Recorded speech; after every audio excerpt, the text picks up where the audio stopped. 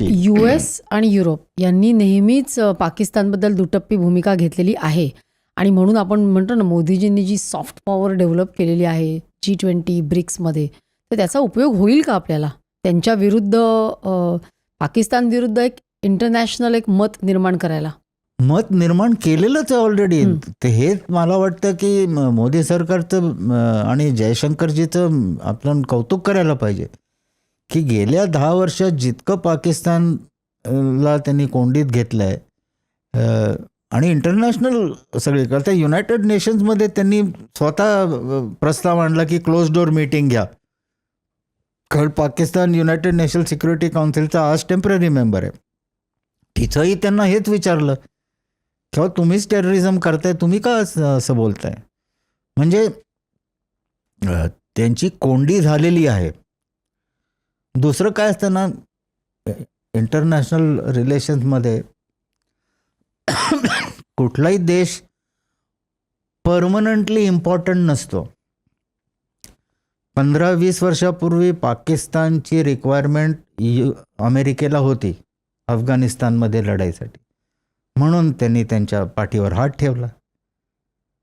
आज त्याची जरूर नाही आहे, म्हणून त्यांनी हात काढून घेतला. जेव्हा USA हात ठेवला होता तेव्हा चायनाने हात ठेवला नव्हता. आता चायनाला त्यांची जरूर आहे, म्हणून चायनाने त्याच्यावर हात ठेवला. चायनाला का जरूर आहे? कारण चायनाला ग्वादर पोर्ट जर त्यांच्याकडे आला, जो डेव्हलप करतायत तो, तर त्यांना थेट खाडी क्षेत्रात एक मोठं मिलिटरी हार्बर मिळतो. आणि जर त्यांचा चायना पाक इकॉनॉमिक कॉरिडॉरचं जे कनेक्टिव्हिटी आहे ती जर डेव्हलप झाली, बऱ्याच अंशी झालेली आहे, तर त्यांचा जो साऊथ वेस्टर्न भाग आहे, झिंगजियांग प्रॉव्हिन्स सगळा, ह्या भागात जायला जे काय ऑइल किंवा जे काय पाहिजे ते ऑलमोस्ट 50% कॉस्टमध्ये जातं.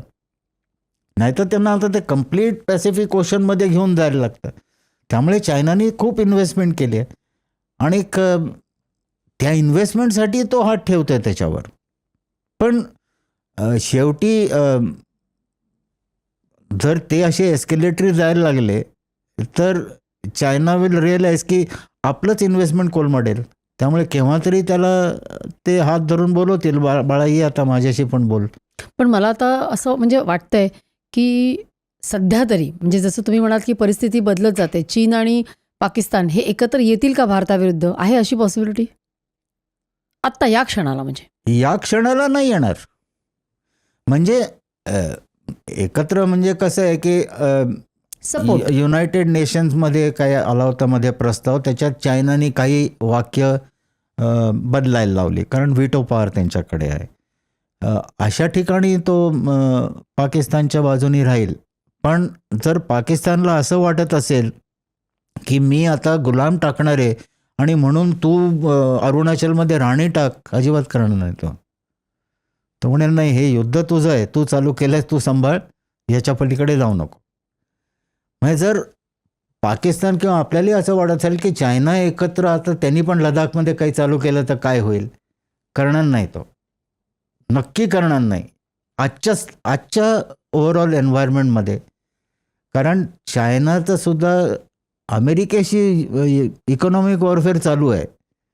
त्यामुळे त्याला आज काही अंशी भारताशी चांगले संबंध ठेवायची जरूर आहे, भारताला पण जरूर आहे. त्यामुळे चायना आज लडाखमध्ये सैन्य हल्ला करणार नाही. हां, जर गुलाम आणि राणीपर्यंत वेळ आली तर लडाखमध्ये काही सैन्य हलवू शकेल तो, फक्त दाखवायपुरतं. ॲक्च्युअल हल्ला करणार नाही आजच्या स्थितीला. म्हणजे पण त्याला सैन्य हलवून काय मिळणार? जसं 71 साली जेव्हा लढाई चालू होती तेव्हा युनायटेड स्टेट्सची 7th फ्लीट सगळी भारतातल्या महासागरात आली.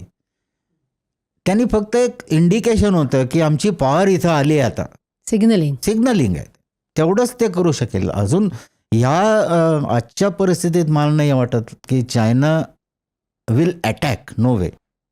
नाही, पण ते छुपा सपोर्ट देऊ शकतात पाकिस्तानला. तो सपोर्ट जो आहे ना की तो डिप्लोमॅटिक लेवलवरच राहणार आहे. कारण आपलं युद्ध असं काही युक्रेन आणि रशिया किंवा गाझा आणि हो. ते टेम्पलेट आपल्याला नाही हां, वापरता येत. तेच. आता जिओ पॉलिटिकली बघितलं तर भारताला इथे हिमालय आहे, चायना, बांगलादेश, पाकिस्तान आहे आणि आपण हिंदी महासागरात मेन मध्ये सेंटरला आहोत. मग अशा वेळेला आपलं एक जिओ पॉलिटिकली जो एक इम्पॉर्टंट आहे आपला, तर तो इथे फार महत्त्वाचा नाही आहे का ह्या सगळ्या बाजूच्या देशांकरता? नाही, तुम्ही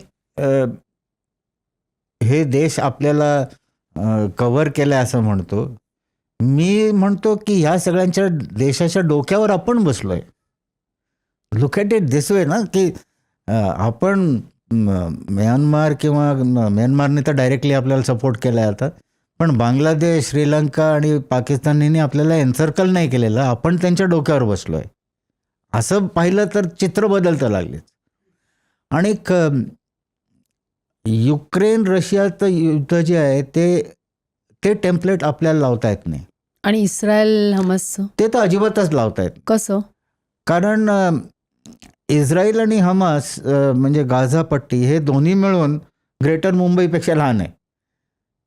त्यामुळे एरिया जो इन्व्हॉल्ड आहे, पॉप्युलेशन त्याची मला वाटतं ग्रेटर मुंबईच्या अर्धी असेल. पण तरी इस्रायल हरत नाही. नाही, हरत नाही, पण त्याचं कारण दोन आहेत. एक म्हणजे अमेरिकाने त्यांना शस्त्रास्त्र पुरवण्याचं थांबवलेलं नाही आहे. आणि रशिया आणि युक्रेन युद्धात सुद्धा आतापर्यंत युक्रेनला अमेरिका आणि युरोपियन युनियनकडनं शस्त्र मिळत होती. ती कमी झाल्याबरोबर त्याचं चालू झालं आता की बोलणी करूया, पीस करूया. आणि त्यामुळे ते टेम्पलेट चालत नाही. तितका सपोर्ट चायना किंवा युरोपियन युनियन आणि रशिया आणि अमेरिका हे जे 4-5 ब्लॉक्स आहेत, ते एवढा शस्त्रास्त्र पाकिस्तान लढण्याची शक्यताच नाही आहे. पण मी असं ऐकलं की युद्ध जी होतात ती नेहमी एक मोठा देश आणि छोटा देश, दोन मोठ्या देशांमध्ये कधी होत नाही, कारण छोट्या देशाला सपोर्ट मिळत राहतो. आता पाकिस्तानची जर परिस्थिती बघितली, तिथली राजकीय परिस्थिती, आर्थिक परिस्थिती इतकी खालावलेली आहे, पण तरी पण ते कुरापती काढतायत. तर ते प्रॉक्झी वॉर किंवा नॅरेटिव्ह वॉरफेअर अशात मोडतं का? म्हणजे ते अशा प्रकारचा खेळ खेळतायत का? जे ते टेररिस्ट आपण म्हणतो, that is classic proxy war, जे पाकिस्तान आता इतके वर्ष करत आहे, ज्याच्यामध्ये आपले सैन्य न इन्व्हॉल्व करता आपण प्रॉक्सीज पाठवतो आणि ते लढतात आपल्या बाजूने. त्यामुळे हे प्रॉक्सी वॉर हे इतके वर्ष ते करताच आहेत. पण जे आपण म्हणतो ना, छोटा देश आणि मोठा देश, ह्याच्यापेक्षा आय वुड से युद्ध होतात आयडिओलॉजीवर, युद्ध होतात जिओ पॉलिटिकल रियालिटीजवर. आता हमास आणि इस्रायलचं युद्ध हे आयडिओलॉजिकल युद्ध आहे, कारण ते कट्टरपंथी फॉलो करतात आणि अँटी ज्यूज आहेत आणि ज्यूज त्यांना मारत आहेत. रशिया युक्रेनचं युद्ध निराळ आहे.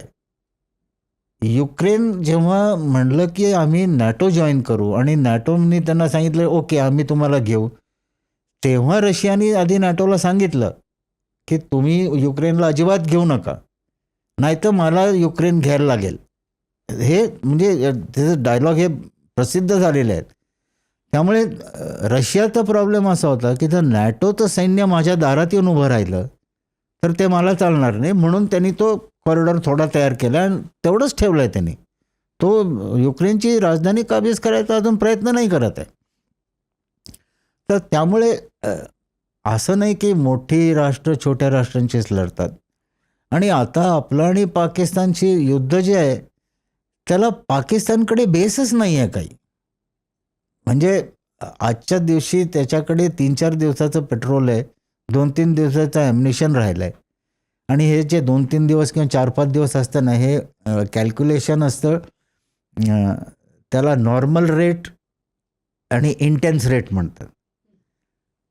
नॉर्मल रेटने पाहिलं तर मे बी 15 दिवस आहे. इंटेन्स रेट म्हणजे जे आज आता त्यांनी लढाई चालू केली तर रोज 20-20, 25-25 हजार गोळे दागायला लागतील. ते इंटेन्स रेटमध्ये जाईल, मग ते 3-4 दिवसात संपतील. आता कोण त्यांना अशा टाईपचा सपोर्ट करेल की नाही दर दिवशी मी तुला एवढं ॲम्युनिशन देतो. ही क्लिप शेवटपर्यंत बघितल्याबद्दल खूप खूप धन्यवाद. संपूर्ण एपिसोड बघण्यासाठी खाली दिलेल्या लिंकवर क्लिक करा आणि सर्व काही चॅनलला सबस्क्राईब करायला विसरू नका.